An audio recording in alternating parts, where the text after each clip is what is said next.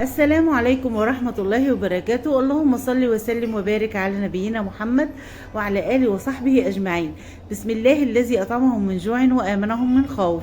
ازيكم حبايبي؟ عاملين ايه؟ يا رب تكونوا كلكم بخير، وعيد سعيد ومبارك علينا وعليكم وعلى الأمة الإسلامية، اللهم أمين. ويا رب كده يجي علينا دايما بالخير والصحة والسعادة. النهارده بقى هنعمل اكله جميله جدا، وهي صينيه السمين. طبعا انا عملتها قبل كده في العيد اللي فات، ودي عاده بقى ربنا يا رب ما يقطع لناش عاده، بنحبها جدا. وعملتها بكم طريقه مختلفه. عملتها المره اللي فاتت كل حاجه على حده كده لوحدها، والنهارده بقى هنعملها كده على بعضها. طبعا انا معايا حاجات مستويه.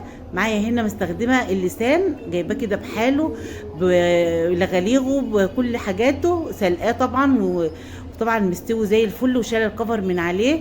معايا هنا فشه برضو سلقاها ومخليها زي الفل، طبعا في غسلها ومقطعاها برضو شرايح رفيعه. ومعايا ممبار، عملته برضو طبعا معاكم باكتر من مره. هو انا سلقاه يا دوبك بس على التحمير.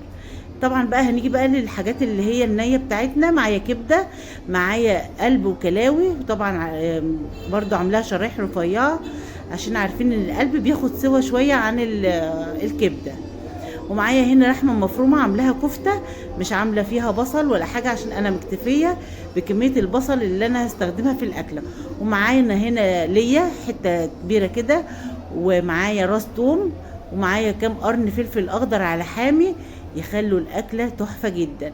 هنقول بقى بسم الله. حطينا صينيه كبيره كده على النار، حطينا شويه زيت ونزلنا بالليه. ليه حطينا شويه زيت؟ علشان يساعد الليه ان هي تسيح من غير ما تتحرق. وطبعا مهديه النار شويه علشان ايه، يحافظ ان الليه ما تتحرقش مننا. انا هنا حاطه الصينيه مولعه العينين، العين اللي ورا واطيه شويه، والعين عين البوتاجاز اللي قدام عاليه. نزلت اول حاجه طبعا اللي هتاخد سوا معايا اللي هي القلب والكلاوي. طبعا برضو مقطعاها شرايح رفيعه زي ما قلت لكم عشان ما تاخدش وقت معايا. خدت تشويحه جامده كده جميله، والريحه كانت تحفه من غير ما احط اي حاجه يا بنات، حقيقي تحفه جدا. واهم عامل في الاكله دي ان الاكله دي تطلع حلوه وجميله والريحه تبقى خطيره وتحفه، الغسيل. لازم هياخد وقت معاكي شويه في غسيلها، بس اكيد اكيد ان شاء الله هتاكلي حاجه كويسه جدا جدا. خلاص احنا شوحنا بقى القلب والكلاوي، ركناهم كده على جنب. نزلنا بقى بكميه البصل. انا هستخدم البصل بتاعنا على مرحلتين. اول مرحله كده بقى هنزل نص البصل ونص الفلفل يتبالوا شويه معايا كده، علشان الحاجات اللي هنحطها هتاخد بقى من طعم البصل والفلفل ده، والبصل يعمل لي صوص كده ويبقى الاكل طري معايا وجميل جدا. البصل والفلفل خدوا تشويحه كويسه، هركنه برضو على جنب.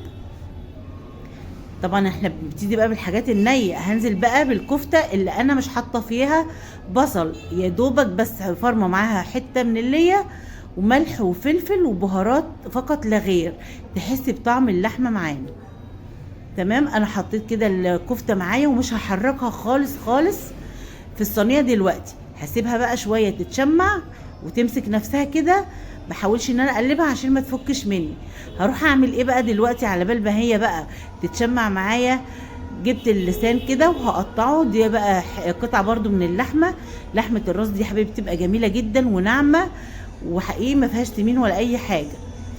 هجيب بقى هقطع بقى القطعه دي كده، اسلك اللسان كده بقى من الغريق بتاعته. دي لحمه حمرا جدا يا بنات، ما فيهاش اي سمينه ولا حاجه، واللي ما جربهاش يجربها.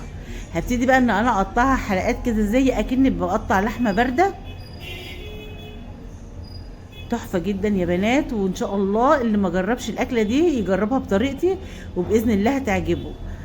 احنا بقى متعودين كل سنه يا رب كده ما يقطعلناش عاده ابدا ان احنا نعمل الاكله دي. شايفين القطع عامله ازاي؟ ولا تقولي لحمه بارده ولا حاجه. بصوا بقى، بدأت ان انا اقلب في الكفتة، ما شاء الله تبارك الرحمن، ما فكتش مني ولا اي حاجة. ابتدي بقى ادخل بقى كل المكونات كده مع بعضها، برضو يتشوحوا كده وياخدوا من طعم البصل والفلفل وكل ده، والقلب بتاعنا بيستوي وبياخد برضو مرحلة التسوية، والحاجة هتبقى زبدة معاكي وعلى ضمانتي. انا قلت لكم ان انا حاطه على العين فاتحه العينين بتاع البوتاجاز، العين اللي ورا مهدياها، والعين اللي هي قدام، عين البوتاجاز اللي قدام مخليها عاليه شويه، يعني تبقى نار وسط. ركنت بقى كله على جنب كده، وهنزل بقى بالحاجات اللي مش مستويه معايا. برضو الكبده بنزل بيها اخر حاجه، لانها ما بتاخدش سوا، وعلشان ما تاخدش وقت كبير على النار وتجلد وتنشف منك، فاخر حاجه بنزل بيها هي الكبده. شوحتها كده وخدت التشويحه بتاعتها كويس، وبرضو دخلت كل المكونات في بعض وقلبتهم مع بعض يندمجوا كده مع بعض وياخدوا من طعم البصل. نزلت بقى بشويه الحلويات بتاعتنا دي، وهياخدوا تقليبه تمام كده. شايفين بقى البصل نزل ميته وعمل لي صوص. كل الحاجات اللي انا حطيتها دي هتاخد من طعم الصوص ده، وهيبقى جميل جدا جدا. ومش عايزه اقول لكم بقى والله يا بنات، الاكله دي تحفه تحفه تحفه. نزلت بقى بكميه البصل اللي فاضله والفلفل الاخضر والثوم بقى كده فرمناه، وحطيت معلقه كبيره خالص كده. مش عايزه اقول لكم بقى يا بنات، شموا الريحه بقى. الثوم ده حقيقي بيعمل حركات في الاكله دي، تحفه. الريحه جنان يا بنات، تجيب من اخر الدنيا. مش عايزه اقول لكم الريحه كانت عامله ازاي، يعني تحفه جدا والله. انا حاسه ان انا شميت الريحه تاني، صدقوا جعت. هقوم اكمل بقى دلوقتي. بقى مملحها، حطيت ملح وفلفل اسود وكمون وكزبره ناشفه، ولا اكتر ولا اقل.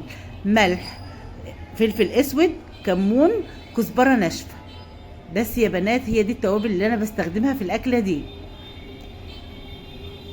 مش عايزه اقول لكم على الريحه والله يا بنات تحفه، اكنك انت واقفه على احلى عربيه سمين.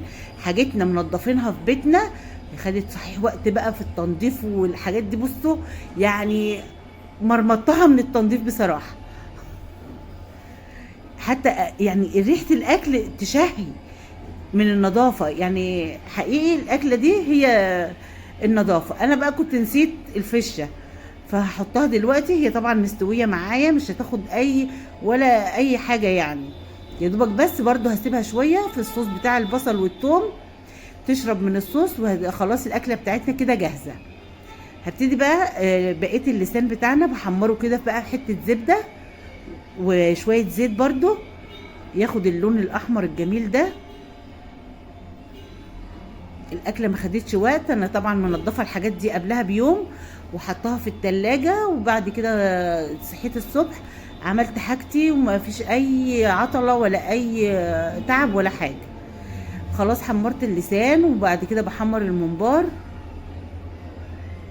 انا كمان عامله فيديو لتنظيف الممبار تحفه جدا يا بنات، يا ريت بقى تاخدوا جوله كده في الفيديوهات وتشوفوها، واعملوا لي لايك بالله عليكم علشان انتوا بتنسوا. شايفين الكفته ما شاء الله تبارك الرحمن ما فكتش مني ازاي، وبتجري وبتلعب في قلب الصينيه، تحفه جدا يا بنات. ودي اكلتنا يا حبايبي، جميله جدا، وبالف هنا وشفا للي كل، وبالف هنا وشفا للي هيعمل. الكفته محتفظه بقوامها، جميله، والاكل تحفه، مش يعني ما يختلفش عليه اتنين.